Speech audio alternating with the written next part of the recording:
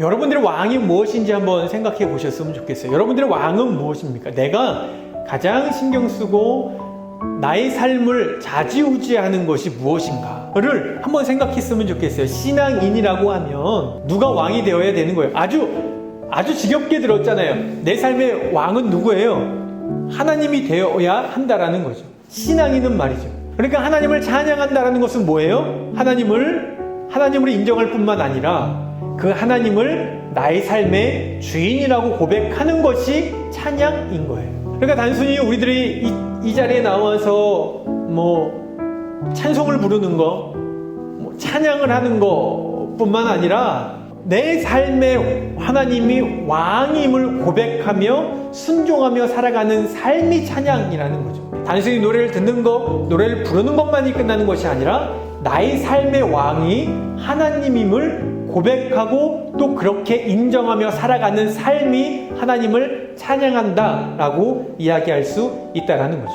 여러분, 하나님이 하시는 모든 것들을 우리가 다 알 수 있나요? 하나님의 일을 우리가 다 알 수 있나요? 아니요, 없어요. 알 수가 없죠. 어떻게 우리가 하나님의 그 큰 계획과 큰 일을 알 수가 있겠어요? 그 크고 위대한 일을 우리는 다 알 수 없어요. 그러니까 우리는 어떻게 삶을 살아야 되느냐? 겸손하게 살 수밖에 없는 거예요. 왜요? 내가 하나님의 일을 다 알 수가 없으니까. 그러니까 우리가요, 함부로 이런 상황에 이렇다 저렇다 이야기할 수 없는 거예요. 코로나 사태가 일어났어요. 왜 일어났을까요? 여러분들 아세요? 우리가 이것도 함부로 이야기할 수 없어요. 하나님의 심판인가요? 이 코로나 사태가 하나님의 심판이에요? 우리 사람들이 잘못해서 하나님이 우리들에게 심판하시는 건가요? 책망하시는 거예요?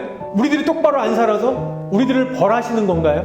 그렇게 함부로 얘기할 수 없다라는 거예요. 일본이 얼마 전에 보니까 홍수가 나서 굉장히 많은 사람들이 피해를 입었다고 그래요. 그러면 하나님은 그 나라를 치신 건가요? 저 나라는 우상을 섬기고 있어. 너무나도 많은 우상을 섬기고 있고 하나님 인정하지 않으니까 하나님 치셨어 라고 이야기할 수 있나요? 아니요, 우리는 그렇게 이야기하면 안 돼요. 왜요? 그렇다면 그 안에서 신실하게 하나님의 말씀을 순종하며 살아가고 있는 그들은 뭔가요? 우리가 누군가에게 어떤 안 좋은 일이 생겼어요. 힘든 일이 닥쳐왔어요. 쟤 기도 안 해서 그래. 쟤 하나님 말씀 듣지 않으니까 쟤 저렇게 어려운 일을 당하는 거야. 하나님 치신 거야 라고 얘기할 수 있나요? 아니요, 못한다고요. 그걸 내가 어떻게 아나요? 내가 하나님도 아닌데. 여러분 절대 그렇게 생각하시면 안 돼요. 그러나 그것을 나에게 적용할 수는 있죠. 우리나라에 어려움이 있으면 혹여나 하나님, 내가 하나님 앞에서 온전히 쓰지 않는 부분이 있습니까? 라고 물어보면서 나의 삶을, 나의 신앙을 돌볼 수는 있는 거예요. 하지만 그것을 가지고 남을 정죄하거나 판단할 수는 없어요. 왜요? 그것을 이끌어 가시는 분이 누구기에? 하나님이시기에. 우리는 그 앞에 겸손하고 우리의 삶만 돌아보는 것이지 그것을 통해서 남을 판단할 수 없다라는 거죠. 그러니까 하나님을 찬송한다라는 건 뭔가요? 하나님 앞에서 겸손한 것을 이야기. 모든 것들 가운데 겸손한 마음이에요. 내가 누구를 정죄하거나 판단하지 않는 마음이에요. 누구를 손가락질하지 않는 거예요. 그것을 찬송한다, 하나님을 높인다, 하나님은 나의 삶의 왕이다 라고 고백할 수 있다라는 거죠.